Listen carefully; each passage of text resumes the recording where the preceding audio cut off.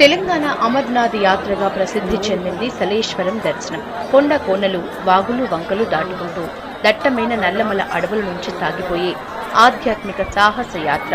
క్రూర మృగాలు, వందల మీటర్ల ఎత్తు నుంచి పారే జలపాతాలు, పచ్చని చెట్లు, అందమైన ప్రాంతాలు ఈ ప్రయాణంలో కనిపిస్తూ ఉంటాయి.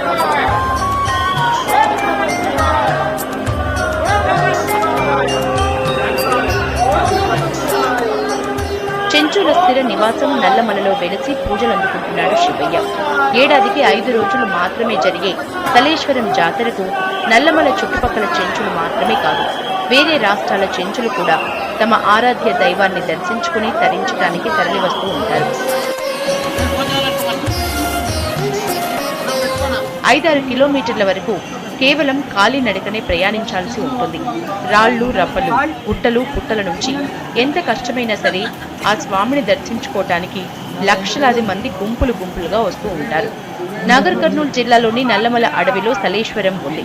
హైదరాబాద్, అచ్చంపేట నుంచి వచ్చేవారు మన్ననూరు చెక్ పోస్టుకు చేరుకుంటారు. అక్కడి నుంచి ఘాట్ రోడ్డు ప్రారంభమవుతుంది. ఇక్కడ నుంచి 20 కిలోమీటర్ల తర్వాత ఫరహాబాద్ చౌరస్తా వస్తుంది. ఇక్కడ ఒక పులి గుర్తు ఉంటుంది. ఈ ప్రాంతం నుంచి మరో 20 కిలోమీటర్లు అడవిలో ప్రయాణం చేయాలి. పుల్లయ్యపల్లి, రాంపూర్ పెంటలు దాటినాక సలేశ్వరం గుట్ట వస్తుంది. వాహనాలు ఇక్కడి వరకే వస్తాయి. ఇక్కడి నుంచే లోయ ప్రారంభమవుతుంది. దాంతో